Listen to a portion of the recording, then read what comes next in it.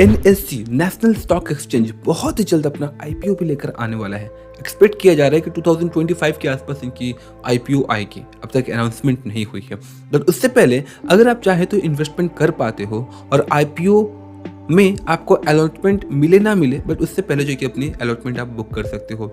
वो बात की बात है, लेकिन आज हम इस वीडियो में रिव्यू लेंगे कि अगर आईपीओ आता है एनएससी का, क्या आपको इन्वेस्टमेंट करनी चाहिए या नहीं। क्योंकि एनएससी बात करें नेशनल स्टॉक एक्सचेंज, तो 2019 के बाद जैसे इन्वेस्टर्स की संख्या बढ़ी है, वैसे ही इनके रेवेन्यू में भी काफ़ी हमें बड़ा जंप देखने को मिला है।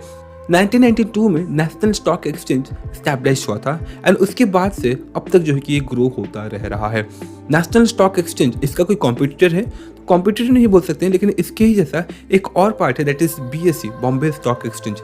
बीएसई अभी भी जो है कि स्टॉक मार्केट में लिस्टेड है, जिसके शेयर्स आप बाय एंड सेल कर सकते हो, बट एनएससी की आप बाय एंड सेल नहीं कर सकते हो। आज के दिन में अगर हम इस एनएससी नेशनल स्टॉक एक्सचेंज की मार्केट कैप की बात करें, 4,40,000 करोड़ के आसपास की आज के दिन पे इनकी मार्केट कैपिटलाइजेशन हो चुकी है और फिलहाल जो है कि अब अपना ये आईपीओ लेकर आने वाले हैं। करेंटली अगर देखें तो अनलिस्टेड मार्केट में इसकी एक एक शेयर का प्राइस 1776 रुपये, अराउंड 1800 रुपीज़ के आसपास ट्रेड कर रहा है। वहीं 2024 में फरवरी मार्च के आसपास मात्र 800 से 900 रुपए के आसपास ये ट्रेड कर रहा था, जिसका मतलब कि पिछले एक साल में इसकी जो रिटर्न्स रही है वो 140% तक का रह चुका है। पिछले 1 मंथ की अगर बात करें तो अराउंड 8% का जो है कि इसने रिटर्न्स प्रोवाइड कर रखा है।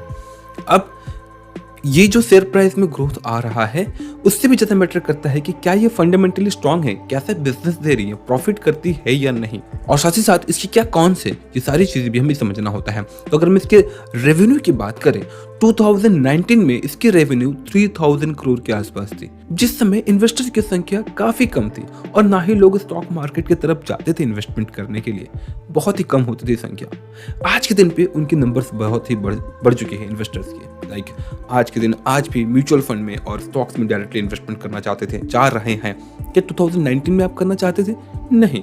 आज के दिन अगर देखें आप, या फिर जो इन्वेस्टर्स की संख्या बढ़ी है, जिस वजह से इनकी जो रेवेन्यू है 14,070 करोड़ के आसपास आज के दिन में इनकी रेवेन्यू बढ़ चुकी है। विद इन 3 to 4 ईयर इतना बड़ा जंप हमें देखने को मिल रहा है। एवरेज रेवेन्यू ग्रोथ ईयर बात करें, 35% के आसपास का एवरेज एवरी ईयर ये ग्रोथ दे रही है। 2021 में 60%, उसके बाद 47%, 40%, 25% के आसपास एवरेज एवरी ईयर ये ग्रोथ दे रही हैं।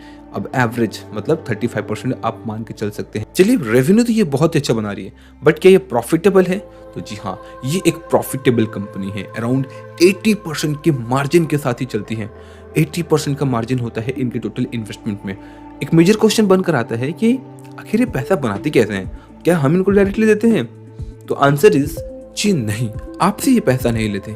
ये लेते हैं ब्रोकिंग प्लेटफॉर्म से, ये लेते हैं इंश्योरेंस इंस्टीट्यूट से, या फिर एसेट मैनेजमेंट कंपनी से, जो कि इनकी प्लेटफॉर्म को, दैट मीन्स कि एनएससी को यूज करते हैं अपने इन्वेस्टर्स को सर्विसेज देने के लिए।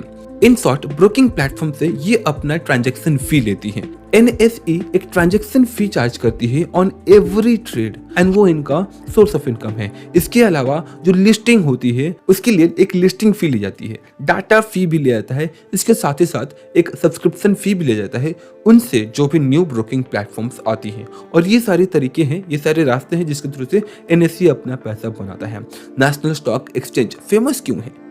ये फेमस है अपने इंडेक्सेस को लेकर के। निफ्टी 50, निफ्टी 200 या फिर Nifty mid cap small cap index fund हो, या फिर निफ्टी मोमेंटम इंडेक्स फंड हो, या फिर निफ्टी नेक्स्ट 50 इंडेक्स फंड हो, इन सभी फ्लैगशिप निफ्टी इंडेक्सेस की वजह से भी जो है एनएसई काफी फेमस है। नेशनल स्टॉक एक्सचेंज के थ्रू से ही आपको जो है कि ये सारे इंडेक्सेस में इन्वेस्ट करने का मौका या फिर ये इंडेक्सेस देखने को मिलता है। और आज के दिन पे अगर देखें तो इन्वेस्टर्स मोस्टली निफ्टी इंडेक्सेस या फिर इंडेक्सेस को ही प्रेफर करते हैं अपनी इन्वेस्टमेंट के लिए।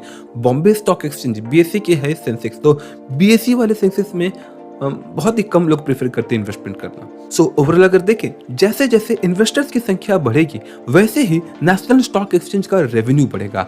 जब रेवेन्यू बढ़ेगा तो 80% मार्जिन के बेसिस पर उनकी प्रॉफिटेबिलिटी भी बढ़ती रहेगी, और अगर प्रॉफिटेबिलिटी बढ़ रही है तो ऑब्वियसली जो इन्वेस्टर्स है उनका पैसा भी ग्रो होता रहता है। करंटली अगर इसके हम पीई रेशियो की बात करें तो 52.99 है। ईपीएस करंटली 33.5 के आसपास चल रहा है। PB ratio 18.3 and book value इसका है 96.86। देखिए, अगर हम इसकी in short pros and cons की बात करें तो फंडामेंटली स्ट्रांग है, बहुत ही बड़ी कंपनी है। अब बोल सकते हैं एक प्रकार से मोनोपोली क्रिएट करके इसने रखा हुआ है। बीएसई तो ऑलरेडी मार्केट में लिस्टेड है, बट फिर भी नेशनल स्टॉक एक्सचेंज काफ़ी अच्छा अपना प्लेस होल्ड करता है। अगर हम इसके कॉन्स की बात करें तो ये आता है सेबी के अंदर और गवर्नमेंट इसे स्ट्रांगली रेगुलेट करती है। तो सेबी की जो स्क्रूटनीज होती हैं उसके अंडर होते हुए इन्हें बार बार जाना होता है। सो अगर गवर्नमेंट कोई नया रूल लेकर आती है और जिसकी वजह से इनका रेवेन्यू इम्पैक्ट होता है तो ऑब्वियसली आपके शेयर प्राइसेस में भी डाउनफॉल देखने को मिलता है। लाइक आईआरसीटीसी, एलआईसी या फिर एनएसडीएल जो भी मार्केट में लिस्टेड कंपनी है जो कि इनके पास मोनोपोली है, अगर वो गवर्नमेंट के अंडर आ रही है तो गवर्नमेंट के स्क्रूटनी की वजह से उन पे हमें ग्रोथ बहुत ज़्यादा एग्रेसिव नहीं देखने को मिलता है। जैसे ही एग्रेसिव ग्रोथ मिल रहा होता है, अगेन गवर्नमेंट कोई ऐसा रूल लेकर आ जाती है जिस वजह से उनका ग्रोथ या तो स्टैग्नेट हो जाता है या तो फिर अगेन डाउनफॉल देखने को मिलता है। अगर बात करें रिसेंटली आपने सुना होगा ट्रेडिंग के ऊपर भी बहुत सारे बदलाव आए हुए थे और जिस वजह से अगेन एनएसई के रेवेन्यू में भी इम्पैक्ट आता रहता है। सो ओवरऑल अगर देखें, जब ये स्टॉक लिस्ट होगा, आईपीओ पे आने के बाद जब लिस्ट होगा, काफ़ी अच्छी इसे जीएमपी मिलने वाला है, मतलब काफ़ी डिमांडिंग रहने वाला है। सो अगर आप चाहते हैं इसमें इन्वेस्टमेंट करना तो आप कर सकते हो, और अगर आप चाहते हो कि नहीं मार्केट में आए उससे पहले मैं इन्वेस्ट करना चाहता हूँ तो आज के दिन पे एक प्लेटफॉर्म है called InCred money. That's not a promotional video.